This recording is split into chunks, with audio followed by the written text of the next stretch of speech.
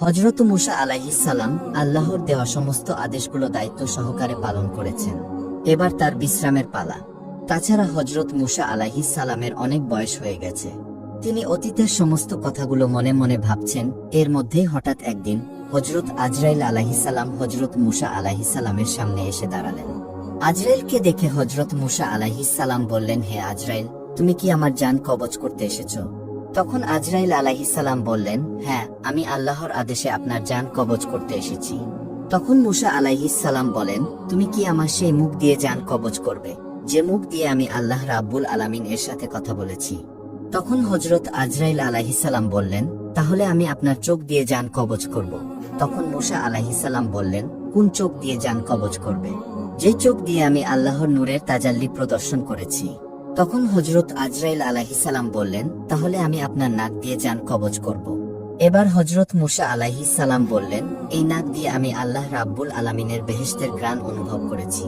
তখন হযরত আজরাইল আলাইহিস সালাম বললেন, আমি আপনার এত কথা শুনতে চাই না। আমার যে দিক দিয়ে ইচ্ছা সে দিক দিয়ে আমি জান কবজ করে নিয়ে যাব। হযরত মুসা আলাইহিস সালাম আজরাইলের এই কথা শুনে অত্যন্ত রাগান্বিত হয়ে খুব জোরে আজরাইলের গালে একটি থাপ্পড় মেরে দিলেন। তখন সাথে সাথে আজরাইলের চোখ বের হয়ে মাটিতে পড়ে গেল। অতঃপর আজরাইল আলাইহিস সালাম আল্লাহ রাব্বুল আলামিনের কাছে সমস্ত ঘটনা বর্ণনা করলেন। আল্লাহ রাব্বুল আলামিন সাথে সাথে হযরত আজরাইল আলাইহিস সালামের চোখ ঠিক করে দিয়ে বললেন, হে আজরাইল, আমার সমস্ত পয়গম্বরদের মধ্যে মুসা হলো একটু বেশি রাগান্বিত এবং তার রাগ বেশি। হে আজরাইল, তোমাকে আর মুসার কাছে যেতে হবে না। মুসার ব্যাপারটা আমি আল্লাহ নিজেই দেখব। তার কিছুদিন পর আল্লাহ রাব্বুল আলামিন এক ওহীর মাধ্যমে হযরত মুসা আলাইহিস সালামকে জানিয়ে দিলেন, হে মুসা, তুমি যদি একটি মানুষের পশমের সংখ্যার পরিমাণ হায়াতের আরজি আমার কাছে করো, আমি আল্লাহ রাব্বুল আলামিন সেই পরিমাণ হায়াত তোমাকে দান করব।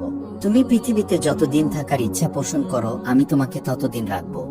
আল্লাহ রাব্বুল আলামিনের এই কথা শুনে হযরত মুসা আলাইহিস সালাম বলেন, হে আল্লাহ, তারপরেও তো আমাকে একদিন না একদিন মৃত্যুর স্বাদ গ্রহণ করতে হবে।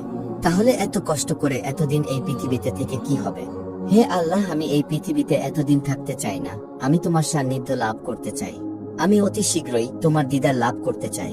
হে রাব্বুল আলামিন, তুমি আমার নির্ধারিত হায়াতের পরেই তোমার সান্নিধ্য লাভ করার জন্য তোমার কাছে আমাকে নিয়ে যাও। হে আল্লাহ, তোমার কাছে আমার মৃত্যুর পূর্বে শেষ একটি অনুরোধ, তুমি আর একটিবার তোর পাহাড়ে নিয়ে আমাকে তোমার সাথে কথা বলার সুযোগ করে দাও। আল্লাহ রাব্বুল আলামিন তখন হযরত মুসা আলাইহিস সালামকে তোর পাহাড়ে যাওয়ার জন্য অনুমতি দিলেন। অতঃপর হযরত মুসা আলাইহিস সালাম তোর পাহাড়ে আসলেন এবং আল্লাহ রাব্বুল আলামিনের তাজাল্লি প্রদর্শন করলেন। অতঃপর হযরত মুসা আলাইহিস সালাম আল্লাহর দরবারে প্রার্থনা করে বললেন, হে আল্লাহ, আমার উম্মতের প্রতি আপনি গজব নাজিল করবেন না। তাদেরকে আপনার ছায়াতলে আশ্রয় দিবেন, তাদেরকে আপনি রুজি রোজগারের ব্যবস্থা করে দিবেন, তাদেরকে আপনি অনাহারে মৃত্যু দেবেন না। তখন আল্লাহ রাব্বুল আলামিন হযরত মুসা আলাইহিস সালামের দেওয়া আবেদনের পরিপ্রেক্ষিতে জানিয়ে দিলেন, আমি আল্লাহ রাব্বুল আলামিন ঈমানদার নাফরমান কাফের সহ সমস্ত মানুষের প্রতিপালক। আমি কাউকে কখনো অনাহারে রাখি না, যে যেখানেই থাকুক না কেন আমি সেখানেই তাদের খাবার পৌঁছে দেই। অতঃপর আল্লাহ রাব্বুল আলামিন আবার হযরত মুসা আলাইহিস সালামকে বললেন, তুমি তোমার লাঠি দ্বারা পাহাড়ের উপর আঘাত করো। এরপর হযরত মুসা আলাইহিস সালাম পাহাড়ের উপর আঘাত করার সাথে সাথেই পাহাড়ের পাশ দিয়ে একটি নদী বয়ে যায়। তারপর আল্লাহ রাব্বুল আলামিন হযরত মুসা আলাইহিস সালামকে আবার বললেন, হে মুসা, তুমি নদীর উপর আঘাত করো। হযরত মুসা আলাইহিস সালাম আবার নদীর উপর যখন আঘাত করলেন, তখন নদীর উপর দিয়ে একটি পাথর ভেসে উঠল। তখন আল্লাহ রাব্বুল আলামিন আবার মুসা আলাইহিস সালামকে বললেন, তুমি পাথরের উপর আঘাত করো। তখন হযরত মুসা আলাইহিস সালাম পাথরের উপর আঘাত করতেই দেখলেন পাথর ফেটে একটি ফডিং বেরিয়ে আসলো, যার মুখের মধ্যে ছিল একটি কাঁচা ঘাস। এই দৃশ্য দেখার পর হযরত মুসা আলাইহিস সালাম সেজদায় লুটিয়ে পড়লেন। কিছুক্ষণ পর হযরত মুসা আলাইহিস সালাম সেজদা থেকে উঠে আল্লাহ রাব্বুল আলামিনকে সালাম প্রদান করে তুর পাহাড় থেকে বের হয়ে এলেন। তিনি যখন সামনের দিকে অগ্রসর হতে লাগলেন, তখন তিনি দেখতে পেলেন যে রাস্তার পাশে কতিপয় লোক মিলে একটি কবর খুঁড়ছে। তখন মুসা আলাইহিস সালাম তাদের কাছে গিয়ে জিজ্ঞাসা করলেন, হে ভাইয়েরা, তোমরা এই নির্জন এলাকায় কার কবর খুঁড়ছো? তখন তাদের মধ্যে একজন জবাব দিলেন, হে আল্লাহর নবী মুসা, আমরা আপনার মতোই একজন মহান ব্যক্তির কবর খুঁড়ছি।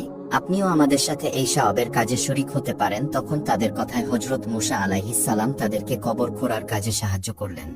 এরপর তাদের মধ্যে একজন বললেন, হে আল্লাহর নবী মুসা, আমরা যার জন্য কবর খুঁড়ছি সেও আপনার মতোই। আপনি একবার কবরে শুয়ে পরীক্ষা করে দেখতে পারেন। লোকের কথা মতো হযরত মুসা আলাইহিস সালাম কবরে গিয়ে শুয়ে পড়লেন। অতঃপর আল্লাহ রাব্বুল আলামিনের দরবারে দোয়া করলেন, হে আল্লাহ, এই জায়গাটি কতই না নীরব নিস্তব্ধ, এই জায়গাটি তুমি আমার জন্য কবুল করো। সাথে সাথে মূসা আলাইহিস সালাম সেখানে দাখিল হয়ে যায়। তখন একজন ফেরেশতা এসে হযরত মূসা আলাইহিস সালামকে একটি আপেল খেতে দিলেন। মূসা আলাইহিস সালাম বিসমিল্লাহ বলে সেই আপেল খেতে থাকলেন, আর সাথে সাথে হযরত মূসা আলাইহিস সালামের জান কবজ হয়ে যায়।